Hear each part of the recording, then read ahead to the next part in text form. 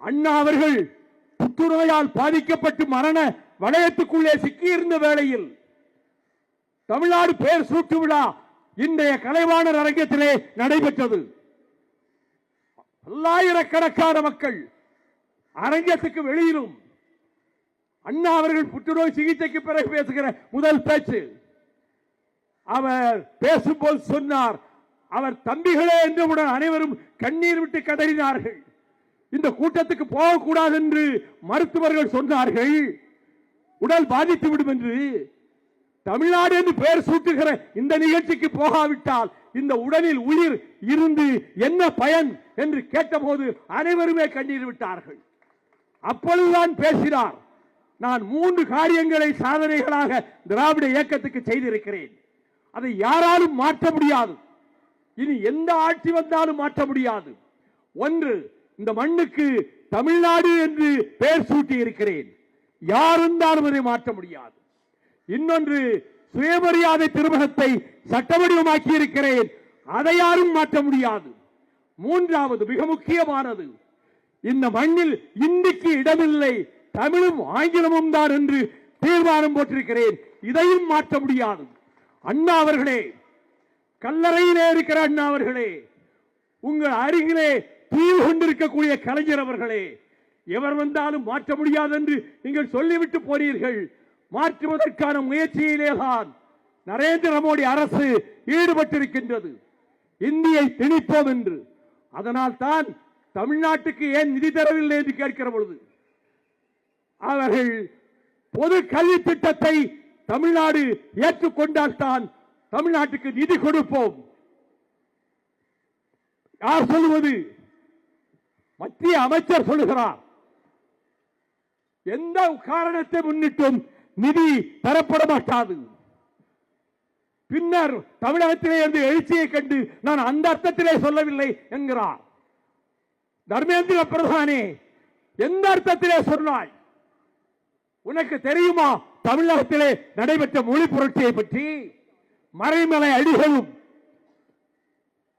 தமிழ் அறிஞர்களும் பெரியார் அண்ணா தலைமையிலே தமிழகம் பொங்கி எழுந்ததும் புரட்சி வெடித்ததும் உனக்கு தெரியாது. அவர்களினுடைய ஆவி இங்கேதான் உலவிக் கொண்டிருக்கிறது.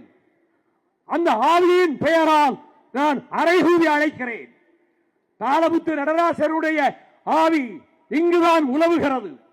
சிவலிங்கம் சின்னசாமி, அரங்கநாதன் ஆசிரியர் வீரப்பன், விராலிமலை சண்முகம், சத்தியமங்கலமுத்து, கீரமங்கலமுத்து, பீளமேடு தண்டபாணி, மாயவரம் சாரங்கபாணி, இவர்கள் தங்கள் மேரியிலே பெட்ரோலை ஊற்றிக்கொண்டு நெருப்பு வைத்துக் கொண்டு ஒரு மொழிக்காக தீக்குளித்த வரலாறு உலகிலே எங்கும் கிடையாது.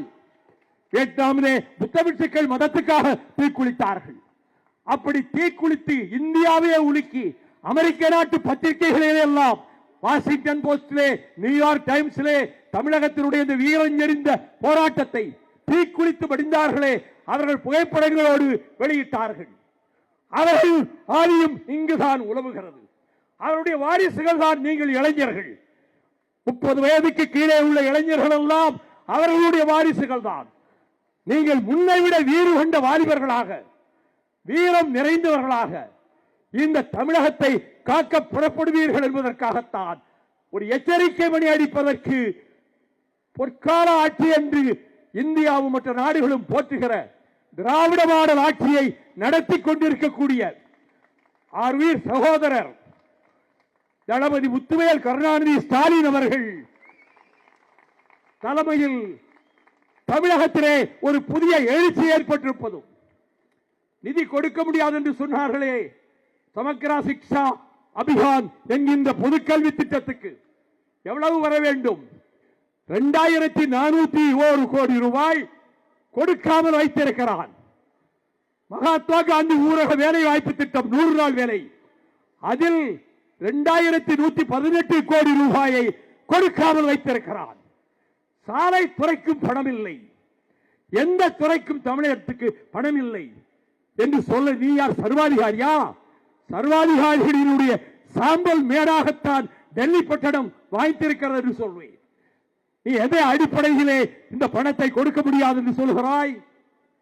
தமிழகத்துக்கு நிதி கொடுக்க முடியாது என்று அவர்கள் நோக்கத்தை இங்கே முன்பு பேசிய ஒருவர் சுட்டிக்காட்டினார். பிரயாக் நகர் என்று சொல்லப்படுகிற அலகாபாத்திலே 3 மாதத்துக்கு முன்னால் ஒரு மாநாடு நடந்தது.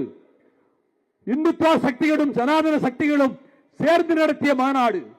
32 பக்கத்தில் ஒரு பிரகடனம் வெளியிட்டார்கள். தமிழர்களே தெரிந்து கொள்ளுங்கள், அந்த பிரகடனத்தினுடைய முதல் வாக்கியம், இனிமேல் இந்த நாட்டை பாரத் என்று தான் அழைக்க வேண்டும், இந்தியா என்ற பெயர் எதிலும் இருக்கக்கூடாது. இனி தலைநகரம் டெல்லியில் இருந்து வாரணாசிக்கு மாற்றப்படும். அடுத்து இன்னும் சொல்கிறேன்,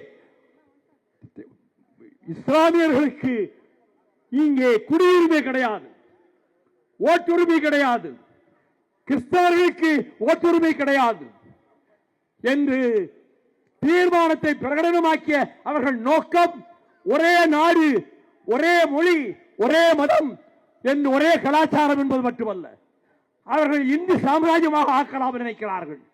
ஹிட்லருக்கு ஏற்பட்ட கதியை போல, முசோலினிக்கு ஏற்பட்ட கதியை போல, இடியமீனுக்கு ஏற்பட்ட கதியை போல சர்வாதிகாரிகளுக்கெல்லாம் அந்த முடிவுதான் வந்து சேரும் என்பதை எச்சரிக்கையாக சொல்லி வைக்கிறேன்.